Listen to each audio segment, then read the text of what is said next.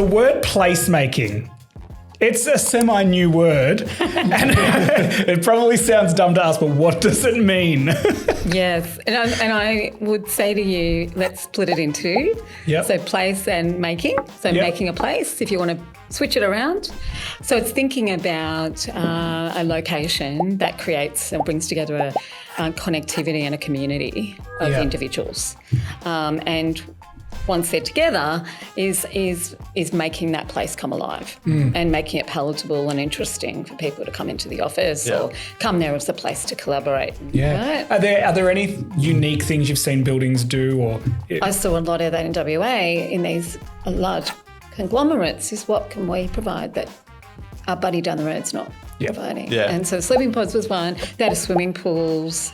They had At work? at That's work, awesome. and they had a prayer facility, which was wellness and prayer. That it was blow your mind stuff that you would see if you travelled the globe. Wow. Uh-huh. And I imagine when one building does that, the other one then Correct. quickly follows suit, and then it's just like everyone's trying to get the cutting edge. You know, as I said, it's I don't think it's disappearing. no? Anytime soon. I think we thought after COVID, as I said, what's disappeared is the donuts, but the concept of giving back to the tenant community hasn't dissipated, and it's expanded.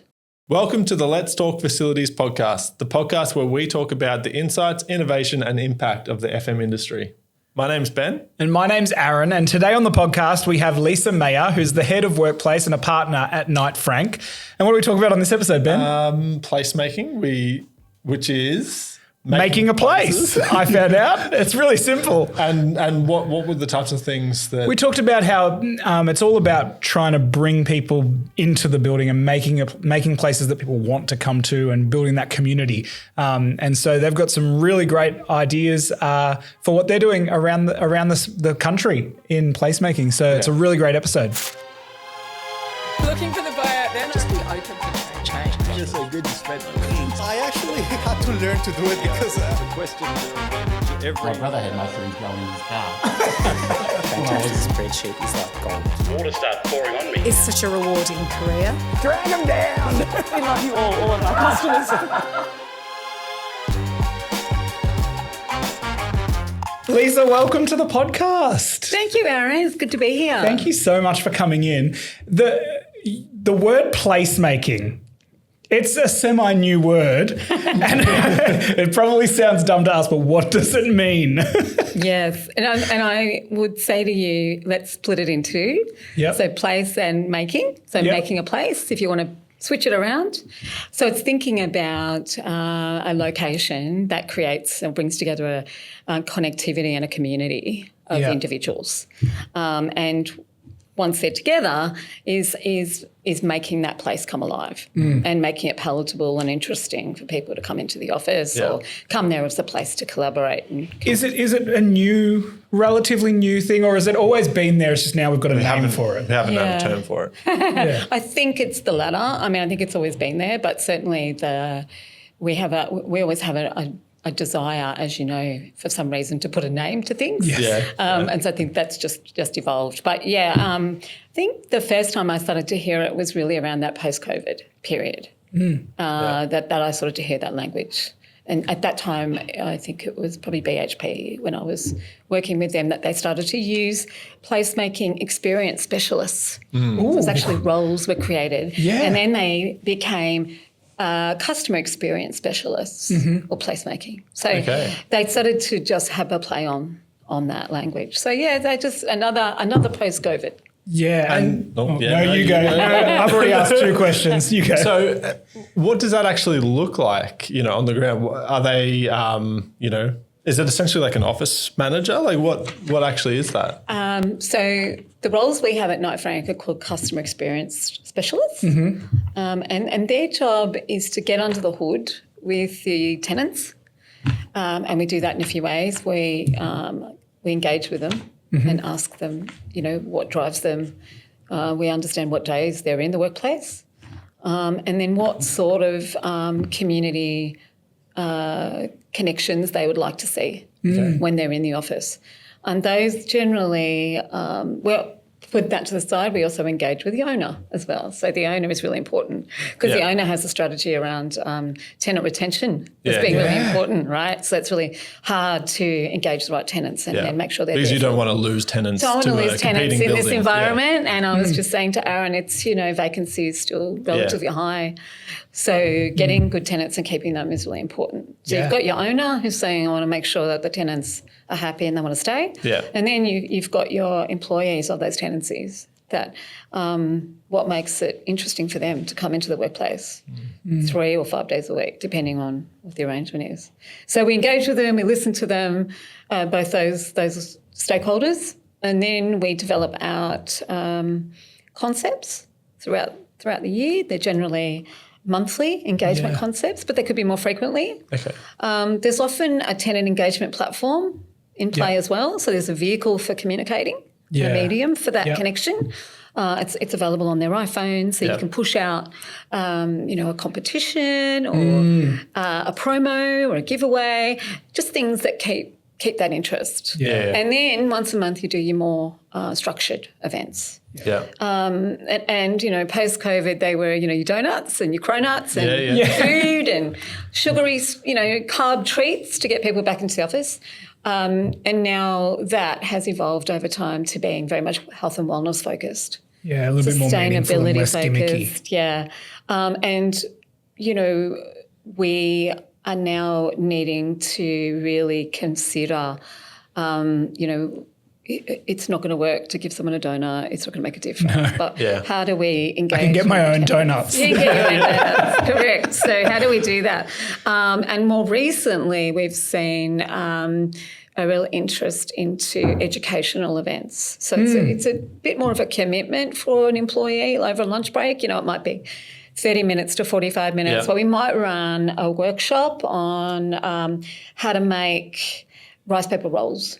Okay. I love that. So not like how to tuft a carpet rug. Oh, yeah. How to, so it's how to. Super deep, like leadership or. It could be. We could have a guest speaker.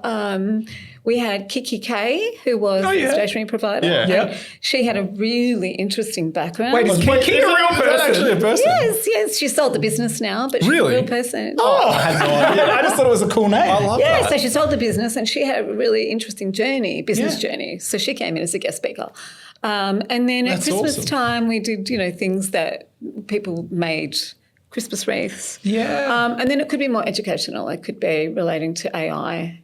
Doing a session on AI so that although they're downing tools and stopping work for, whatever period of time, you're giving something back. Yeah. And so that's it's like, it's just about creating value, I guess. Something valuable that people want to come in to the office for. Before COVID, I guess the rise has probably come out of that.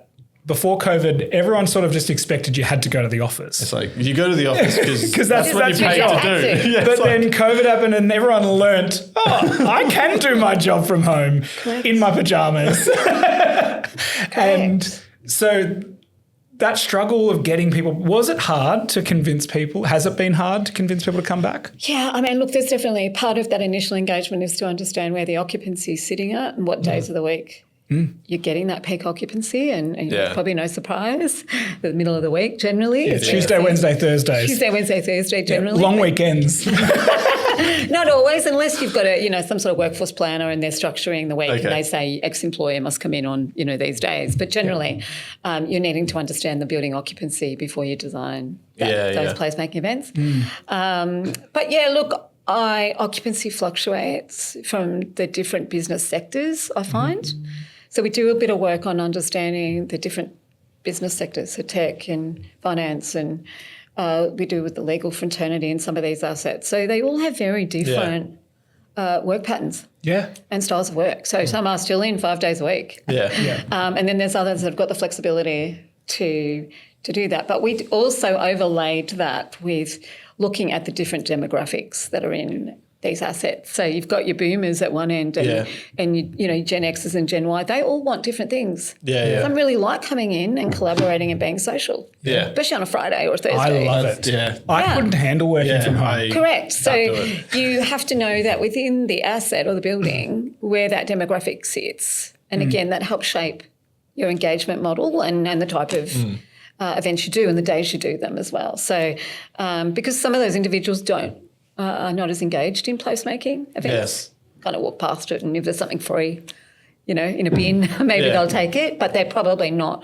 always going to stop work at 1 o'clock and come down and participate. So you've just got to understand the breadth of who you're dealing with and understand who they are, and then shape your engagement on that basis. Yeah, but I would say there's no silver bullet. I've said this before because it's really what I've said. You've got to be open to, you're going to get different behaviours for the different individuals that you've got. Yeah. So on that topic of, the fluctuating workforce, there must be horror stories where, you've only got 1,000 desks and 1,200 employees turn up.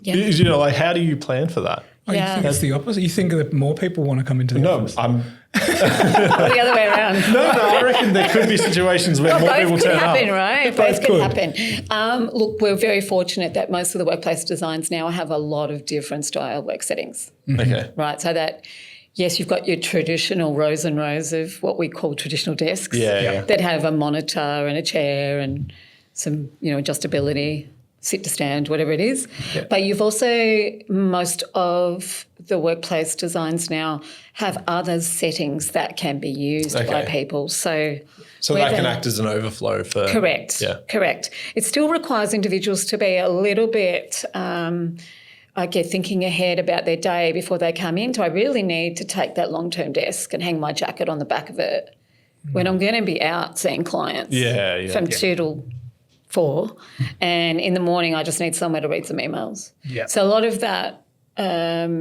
strategy and engagement that we do is helping individuals go, actually, can I start thinking about my day a little bit different?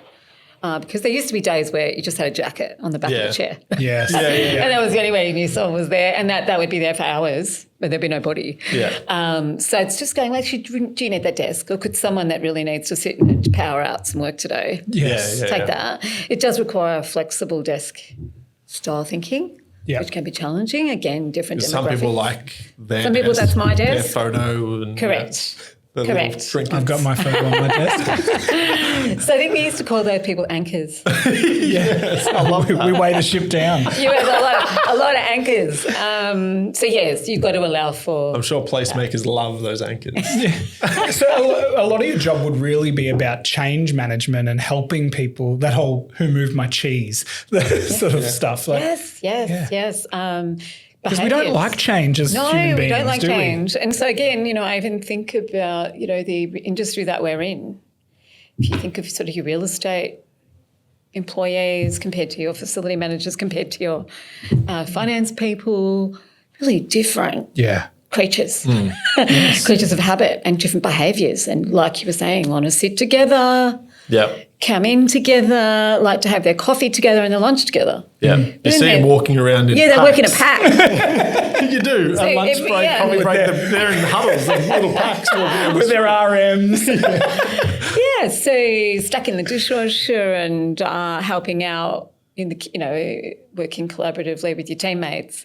Probably not an issue for many people, but then it's the other part of the business that might want to leave the coffee cup out and don't want to pack up the desk. We're in an environment now too where risk and safety is really important. So packing up your desk shouldn't have been the biggest thing what we had to deal with, but getting people to take their equipment off the desk at the end of the day and putting it somewhere secure, whether it was taken home or putting it in a locker. Yeah.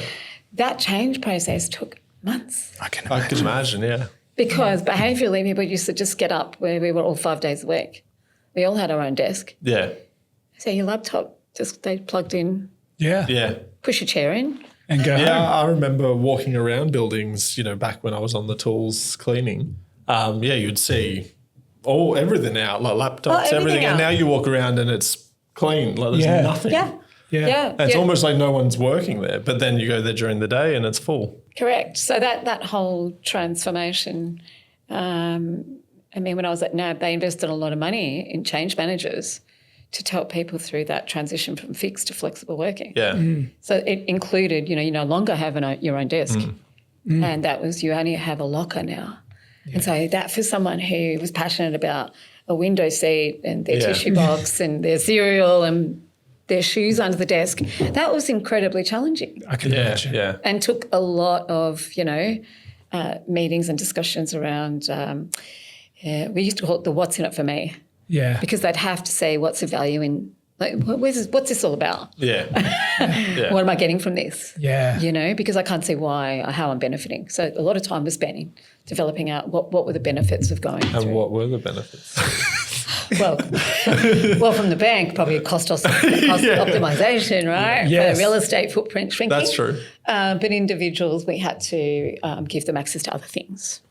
And that's where the placemaking Yeah. Making also them came want about. To, want to come in. Because you started to look at things that we could give back when you're reducing your real estate cost overhead.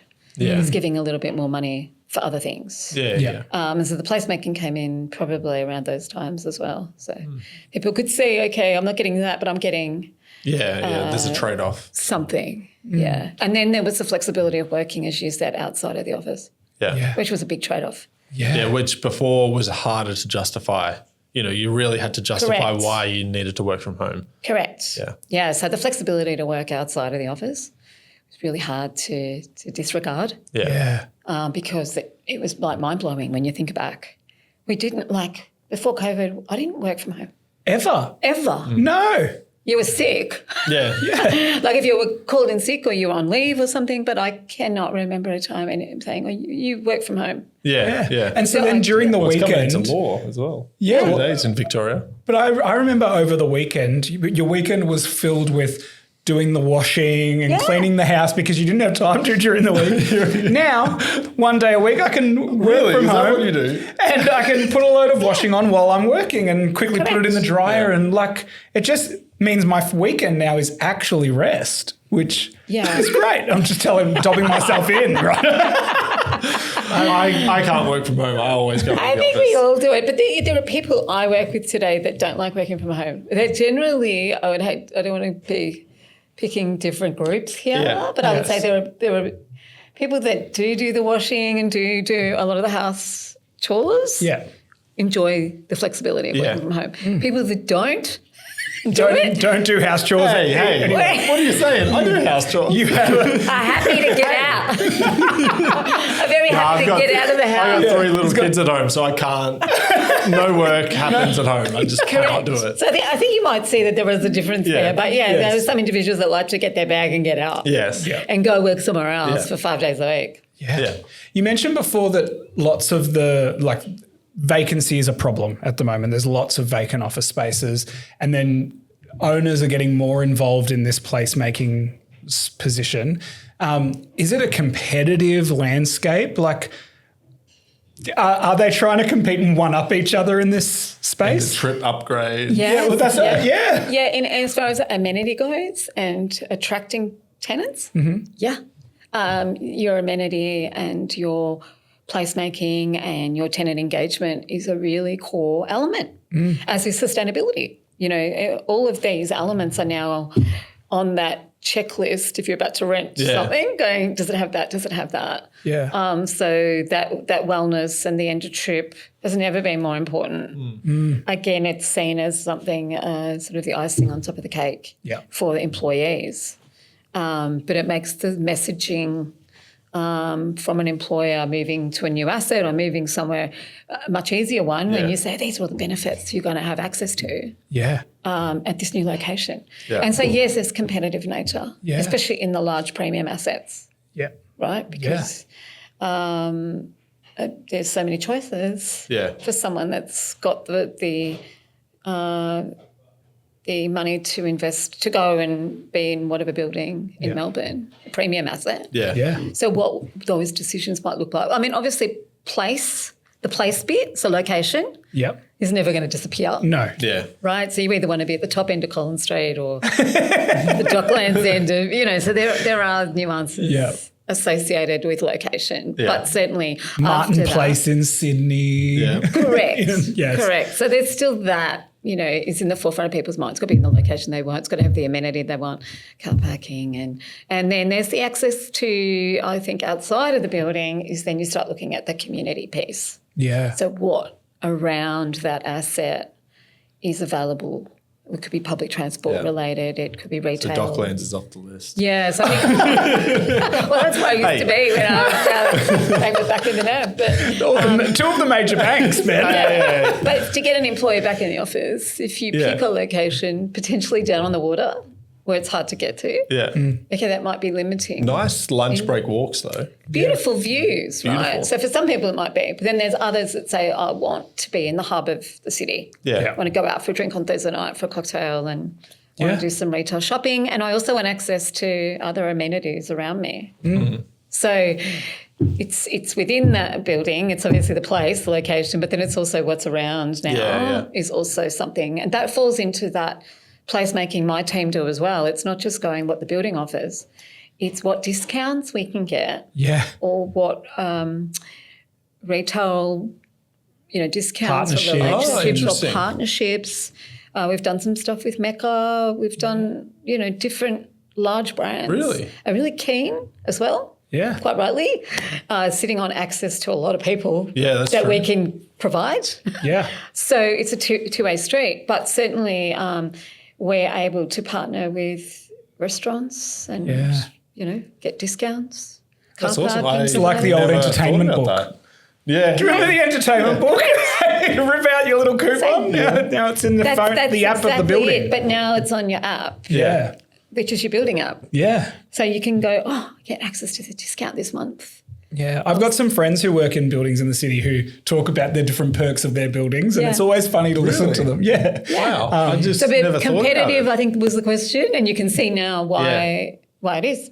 Yeah. Right. Are there any unique things you've seen buildings do or to that? Like we were talking about the end of trip before. I feel like we went through a phase for maybe a year and a half, 2 years where nearly every building was trying to one up the building next door with their end of trip, and we were installing we're about floors. to do a project now for that exact reason. Yeah. Next door got upgraded, so they need to upgrade. Yeah. Yeah, So yeah. it's great for our business because we're putting floors in. They're pretty new already, but are there any unique things you've seen? I've seen some amazing things. So I did see an amazing one. It was in Perth, WA. And it was one of the large oil gas companies, and they had sleeping pods. Ooh, They okay. introduced. They were, interestingly, in that area of Australia, there's a lot of companies competing for only a certain number of engineers, yes. whether they be Australian or offshore, Yeah. right? So they're all competing to get these specialist engineers that do what they do. Oh, wow. Who will work around the clock, so that's why sleeping Correct. pods are important. So what can you provide? Again, that competition. Yeah. I saw a lot of that in WA in these large conglomerates is what can we provide that our buddy down the road's not providing. Yeah. And so sleeping pods was one. They had swimming pools. They had... At work? Yeah, That's at work. awesome. And they had a prayer facility, which was wellness and prayer, that it was blow your mind stuff that you would see if you travelled the globe. Wow. But again, that was really based around the type of individuals you were attracting into Australia, right? Yeah. In this, Yeah. they were skilled engineers, but they weren't from our country; they were somewhere else. Yeah. Yeah. And so they invested in that. And they also invested in an end-to-end food offering. So you could get your breakfast, but you could also get meals to take home at the end of the night. So it's thinking about my whole like a tech day is company. stuck in this building. How do they make that time in the building and give people everything they need, sort of that lifestyle, but also give them stuff when they Wow. go home. And I imagine when one building does that, the other one then Correct. quickly follows suit, and then it's just like everyone's trying to get the cutting edge. Yeah, well, then you start sort of going, well, this is what I got at Company X, Yeah. as well as that salary. I went through Google's head office in Sydney recently, and they've got this massive food court at the top level of their building. It's like a buffet. It was like going to Smorgies back in the day. All the different cuisine types. You just line up with your plate. And Yeah, I saw, I think it was Afterpay that looked like a store Yeah. within. Yeah, it looked like a food court. Looked like, well, this had the fruit, this looked like a 7-Eleven almost. Yes. So you could just go up, and it had an alcohol fridge as well as a non. And throughout the day, you could just go and help yourself to.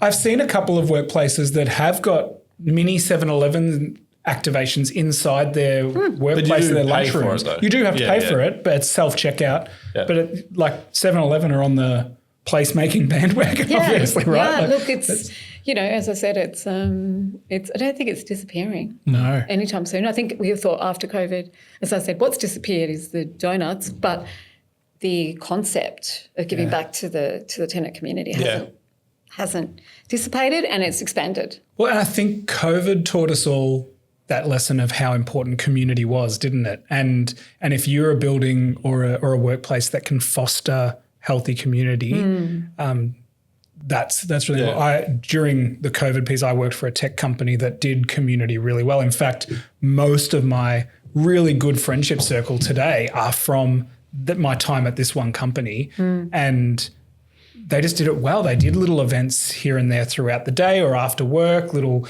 wine tasting experiences or whatever to make us bond. And we've all moved on several times and Still all connected. still multiple times a week hanging out. And that's something I see in some of the assets. We have an EA community, so your executive assistants come together. So you are cross-pollinating, so to speak. And we also do it with the C-suite throughout twice a year. Yeah, that's so then you're smart. bringing them together. I think we did gin tasting and caviar bump. Yeah. Only an hour commitment, but then you have this opportunity for, individuals from different organisations. Yeah. And often they would be in different industries as Correct. well. Yeah. Correct. So you are they bringing wouldn't people normally together. network. So that community looks different. It crosses, a whole lot of spectrums. It's the Yeah. big community, but then within the bigger community, you've also got these little smaller communities. Yeah. And I think we've just done one with graduates as well. Okay. And so these are graduates of different organisations coming together. And if you're starting your career, wow, you're getting access to Yes. individuals. So it's amazing. Yeah. Yep. You've got a background in interior design and designing. How does that sort of make you a powerhouse in this area? How does that inform your view of this space? Look, probably, we can get stuck into the analytics of occupancy in very functional thinking. Yes. So I think the interior design creative side gives me the ability to look at things, to overlay it with a creative view, not just functional and not just about productivity. I would say, again, we're probably going back in time, but really organisations really only measured productivity and people in the office Yeah. and sick days. That was about, I'm trying to think, Yeah, what else was would we have measured? right? What else would we have measured? Yeah. It was how many sick days you're taking, are you in the office 5 days a week, and, are the seats occupied kind of thing. So the design piece for me is helping to overlay that with, that more creative and philosophical view of the workplace and all of the elements that need to come together to create that environment or that community, as we talked about before. So I think it's just bringing, as I said, that non-functional view to the world. Yeah. Yeah, and looking at things, as I said, it's for going into something like the placemaking, it's about the styling and the presentation. So, it sounds straightforward putting on some of these events. Yeah. But, I don't need to tell you that the environment Yeah. really can create a feeling in someone Yes. as soon as they walk in. Yeah. You can either take them out and they don't like it, or they can feel really comfortable. So I think the design for me, again, is we overlay when we're thinking about the placemaking, that we think about how can we style it, how can we build out that activation so that it's engaging and it encourages collaboration. And I think done well, it feels effortless. But I guess people don't know why it feels good, but it does feel Correct. good, Yeah. Why does that? Why do I feel like that I feel warm or, I feel engaged? Yeah. And other times you just turn up their nose. It may not have been considered in the planning. So I think that helps me consider Yeah. I the like end to that. end. Yeah. Yeah. Yeah. A lot of the facility managers a portion of the facility managers I work with aren't part of a large firm or a group. They're hired directly as a facility manager and then tasked with this. The company almost has seen what other facility managers out there do with the support of a wider family like a Knight Frank or a Cushman Wakefield. If you were speaking to one of those FMs who've been handed the task of managing and maintaining all of the assets, but also we've got to return to work mandate, Mandate. and we've got to get people in, and it's your job to try and do that. Where would you tell them to start? Because it's probably overwhelming. It is very overwhelming. And you're right, some of these FMs are wearing a lot of hats. Yeah. Because in addition to needing to drive engagement, people back to the office, they're also now needing to do a lot of data work on waste management, water usage and energy. And different standards that have come in place. Different standards and, not just fixing something when it breaks. They're now meant to be thinking before it breaks. Proactive, yes. What am I going to recommend before it breaks, for innovating or fixing? So it's a much more challenging role. I think the customer piece is really crucial, so keeping connected as much as you can. I use at Knight Frank polls or we don't like to call them surveys because they're not onerous. They're 2 or 3 questions and they're poll checks. Pulse checks, we call them, but keeping that lines of communication open so that people feel heard and you can hear what's going on, because once you start, you've got no idea what's actually going on. The second thing, other than a pulse check and keeping in contact, is I like to do some sort of journey map.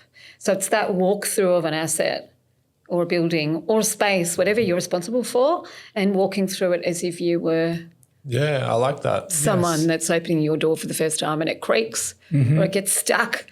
And so the first experience of a visitor or a tenant isn't a great one. And when you're doing that, do you basically put yourself in their shoes and literally walk in the door, their experience? Yeah, ideally. And if you're struggling, because sometimes it's hard to take yourself out of your own head. Yes. Get a colleague or a friend or someone else to walk through the space and see what their impression is. I've seen that many times where, like I said, the squeaky door or the door is really hard to open, or there's a trip mat right in the doorway and people stumble over that. There's no one on the desk when they arrive, so the reception desk is not covered.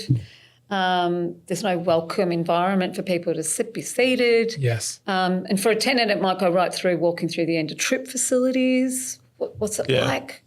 Is it easy? Can they work out where to find? swipe the card? Yeah, where do I get access to this? Is there signage? Yeah. In most cases, I hate to say, when we do it, there's not. Yeah. I can come out with a whole raft of things going, where do I go to this? Where's the sign for that? How do I... where do I go to if I've got a problem with the lift not working? So I think that journey mapping piece, if you can, and if you can't do it as an FM yourself, but getting someone who might be able to walk through your space. It doesn't matter what the space is. It can even be a workshop or a factory style environment. Someone's going to look at it and feel it differently. Yes, I like that a lot. Yeah. So that's what I would recommend. We should implement that here. Yeah, Lisa walked in and I had to run downstairs. I heard the door. Yeah, but I could hear you. On the pulse thing, with the polling, what does that look like? Is that similar to I've seen the iPads in the airport toilets where it's you just write. Correct. You can do that if you're sophisticated and you've got a tenant platform. Yeah. Easy. Sometimes we don't. We just get a QR code. Okay. Yeah. So you just scan your. And anyone can just get their iPhone form. And scan the QR code. Yeah. And there's 2 questions in there. So it's user-friendly in that regard. Yeah. And it's cost-effective. I'm going to implement that in our business. I'm thinking I want to get the feedback from QR code, I'd say, is probably the easiest to implement, right? Yeah. You can develop that pretty quick. It's just a simple form. Put it on the door or put it on a board, whatever whatever the situation is, and say, we really want to hear from you. Yeah. And you can change the question sets depending on what's going on, different times of the year. But that's usually a good way of just getting, and it can be anonymous. As well, so people feel comfortable giving feedback to their employer about doing their washing or whatever it is. Yeah. Do we put the QR code on their washing machine? Can you have a washing machine and dryer and end of trip so I can bring my washing? Hey, we do. There is. Yeah, so I would recommend that. I used to be a pastor of a church many moons ago, and one of the things that I used to do when I'd walk into our space or a church that I'd go and speak at, and I used to tell all of our team that the experience of the first-time visitor was so important. So we wanted to make sure that the worst seat in the house in the auditorium, that they could still see the screen, that like, what is the experience from the worst place? And so that whole thing where like, if you can get someone who's bound to have the worst experience because you've factored in the worst seat, or the fact that they've got 3 kids in tow, or whatever, if you can imagine what's the worst scenario and how can I make this place the best for them, they're going to keep wanting to come back. Correct. Yeah. Correct. So your audience and your different stakeholders with that feedback is you get that cross section. Like you said, it's a different experience for different people. Yeah. To get some really good data. So we do that regularly just to keep that connection going and that communication. Yeah. And use those insights. So it's no reason that, an FM, I would recommend that. And it's because sometimes we say to them, you've got to engage with your key stakeholders. You've got to go talk to your client. They're so busy, as we talked about at the beginning. They don't want. And their day looks, it's full. Sitting down and meeting with stakeholders on top of that, or tenants or whatever, is hard. So if you can establish a way of doing that and still get that information that doesn't take time out of your day, other than, a sign and your QR code. But I think that's probably the way to go. Yeah. And is the place clean? Cleaning. We don't go into cleaning. It's like, okay. Yeah, I know. I feel sorry for general cleaners. I do too. Again, everyone's got their own perspective on cleaning. Yes. But if you open the cleaning question up, you can always get. I've been rewatching Tabitha's salon takeover on TV. I love that. She was back in the early thousands. It's She such was a so dated scary. show. But she walks into these salons and she'll run her finger along something. She go, and you've got people sitting here every day. And it's like this thick dust. And I'm like, yeah, that's true. Wonder what my office is like. Yeah, you could use hair. You become blinded to it when it's do. your environment every day. You do. You kind of overlook those type of things. Yeah, and look, even me for walking in here today, I'm going to have an experience. That we need the notes. That you would go, I never thought about that. We'll send you a survey. Why is there an unpainted wall? I'm thinking out of here. What did you think of the colour of that wall? And I'm like, well, probably use a different shade. Look, we talk about lighting. You guys know what you do, but lighting and colour, can change a whole space. Bang. Direct light, ambient light. Yeah. Yes. Correct. So, yeah, that's what I recommend for FMs. I love that. I love that journey map. That's so cool. The sustainability piece is sort of driving a lot of decisions at the moment with in like the way people invest in buildings. How is that affecting this placemaking spaces? Are you seeing things change? From a placemaking and events, it's I mentioned before that we curate a lot more concepts that connect sustainability. So we do bin ball. Sorry? And bin ball is that you have to choose the right bin, a waste bin, to get your product in or get your handball in. It's like a handball bin ball game. We run another one that it's an iPad. Again, it's images of your waste management streams. Yep. And tenants get to choose and win a prize if they get it correct.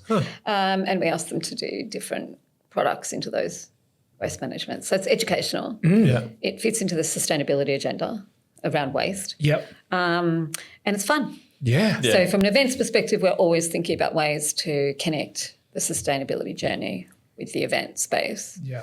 But, I think more holistically, it's when someone's looking to buy a building or move into a building, it's now one of the ESG, sustainability, is now one of the criteria. Yeah. We mentioned location before, then we mentioned placemaking and amenity. I would say right behind that is what is the building or asset sustainability or Green Star rating. Yes. Or water or carbon, whatever it is. Yeah. It's incredible to see, and we talked about language before with placemaking, how these 3 things have become now really high up on a list of criteria for someone who's looking for an asset to go into a building. Yeah. And then that's where the work for the FMs, we touched on the FM before, the reporting of that. Yeah. And the management of that and the innovation around that has just become its whole world in itself. Being able to gather that data. Yeah. And again, it wasn't data we collected a few years ago. No. We saw an interesting thing recently. I'm not sure if you remember this. We went to Reese Plumbing's head office in Cremorne. Yeah. And they've got this, you just reminded me of it because you talked about the gamifying of the waste. They gamified the drinking water for their staff. So they wanted to ensure people were keeping their fluids up, staying hydrated, and they're a plumbing company. So obviously water is a smart thing to gamify.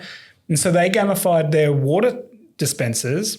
So each staff member had their own bottle. They'd come up either with their phone and scan or put their bottle in. Somehow identify themselves. And it would measure how many litres of water they were drinking each day. They could win. And their teams were all ranked on the screens. And I think for every litre their team drank, it donated clean water somewhere else in the world. It was making a difference beyond just causing someone to drink water. Yeah. And I'm seeing suppliers now offer.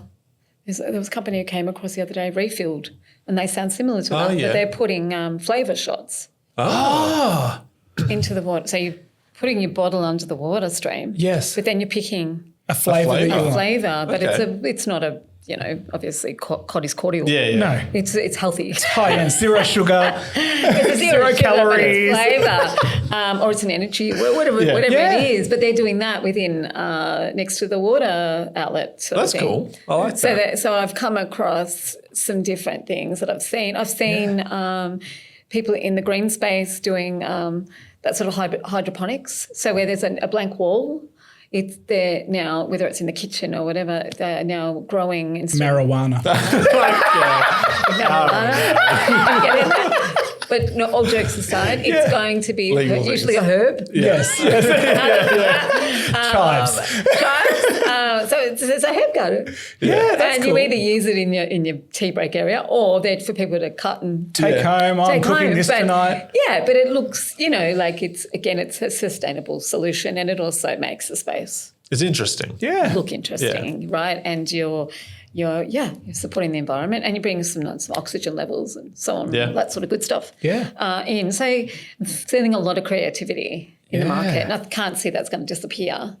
People are looking at ways, as you said before, how do you drive that behaviour? Yeah, it's about helping people to want to do these things, right? And so, being creative, But making it fun. Making it fun. Make it fun, correct. Yeah. Make it fun and taste good. Yeah. Yeah. Yeah, I love it. Yeah. If there is one thing you've seen shifted and the biggest change you've seen over the last your time in the industry, what do you think? Oh, look, I know we keep going about working from home, but being able to choose the right environment for the work that you're doing has been, game changer. I don't say working from home. I just say choosing the right location or the right environment, whether the environment be in the workplace, in a quiet space or in a collaboration space or a wellness space, whatever it is, being able to choose for you personally what is going to make you the most productive to get what you need to get done. You've probably got an interesting insight on this because I've talked about it a couple of times with different people around. There are companies out there that have mandated you have to come to the office 5 days a week. You've got to come back.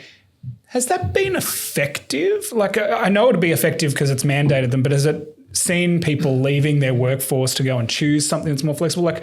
Where have you sort of seen the best practice be? Is it in mandating or is it in being flexible? I haven't, the language of I haven't actually seen the word mandate, right? It's almost like it's implied. Yeah. I haven't seen any I haven't seen a policy as such that it's enforced. I'm sure there are. Yeah.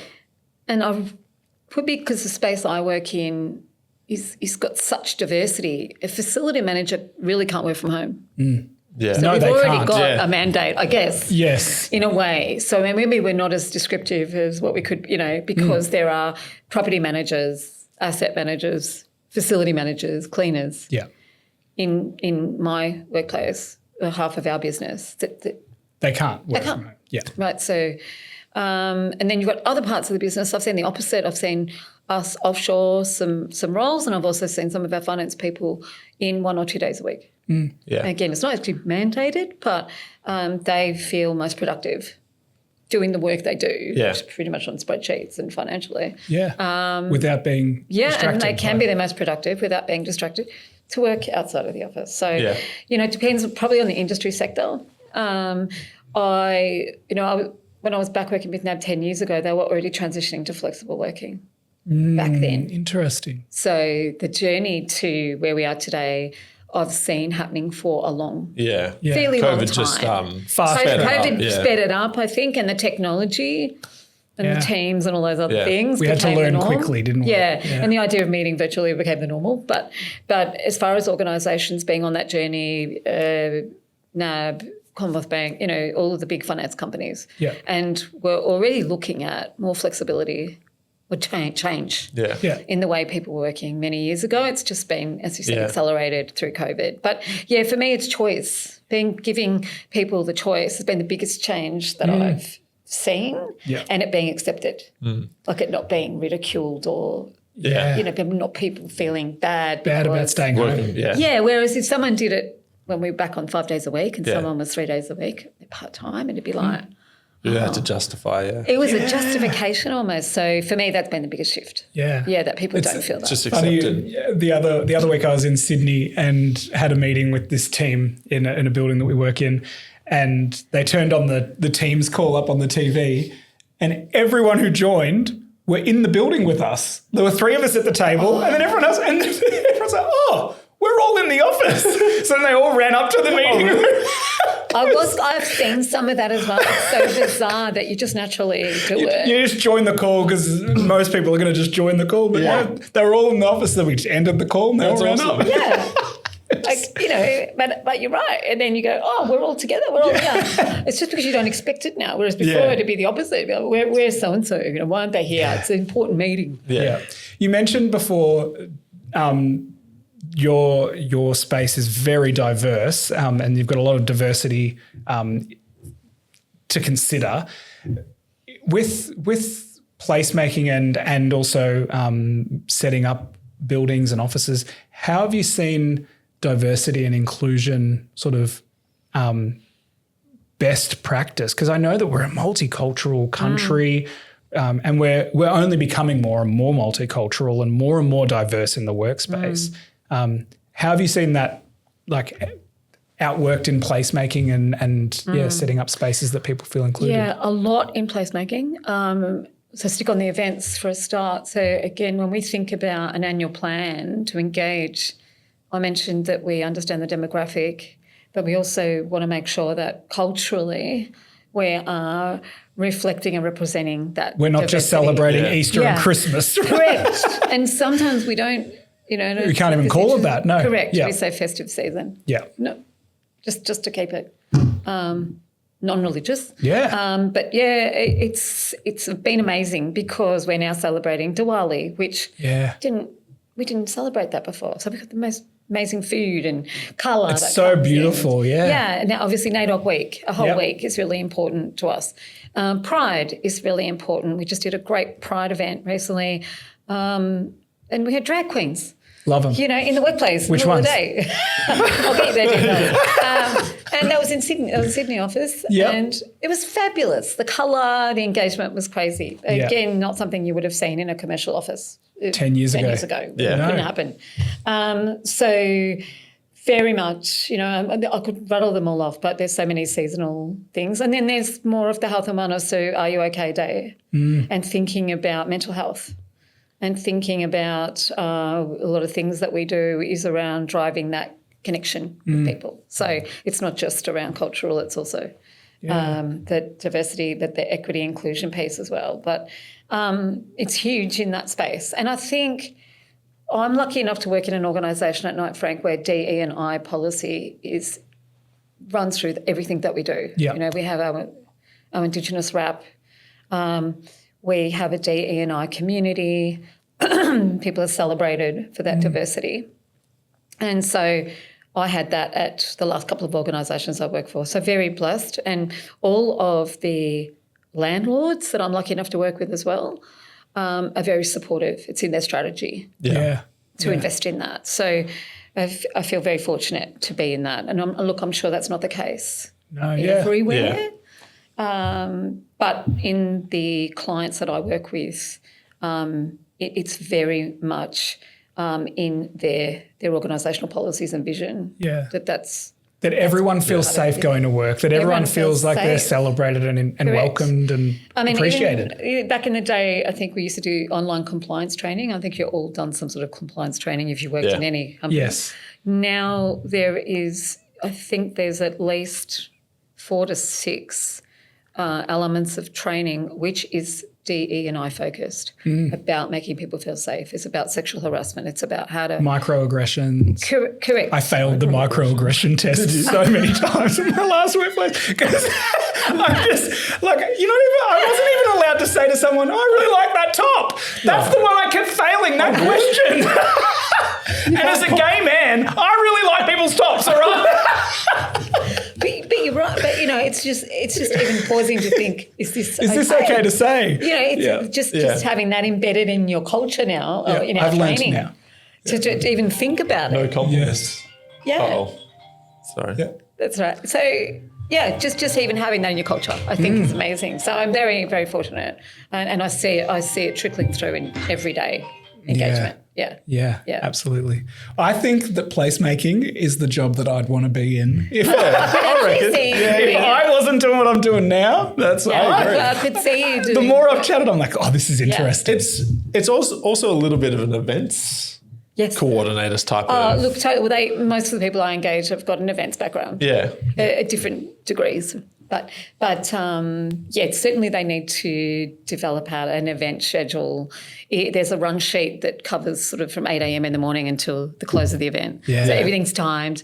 And then that's overlaid with a risk assessment because you can't run some sort of food event in a lobby, in a tower, without undertaking health and safety and a risk assessment. So working with the FM to make sure that this is going to be compliant. Okay. We're not running a cable across the lobby and catching fire. Mm-hmm. So there are a lot of elements, and then there are the larger scale events that I do for some of the premium assets that run out around their precinct. So there's Collins Arch in the city that's got an area outside their asset. So we run. There was the hot sauce one right there during the hot sauce month. Yeah. So we run, there'll be caravans that we need to get in. So we've got to engage with, Melbourne City Council to get a permit.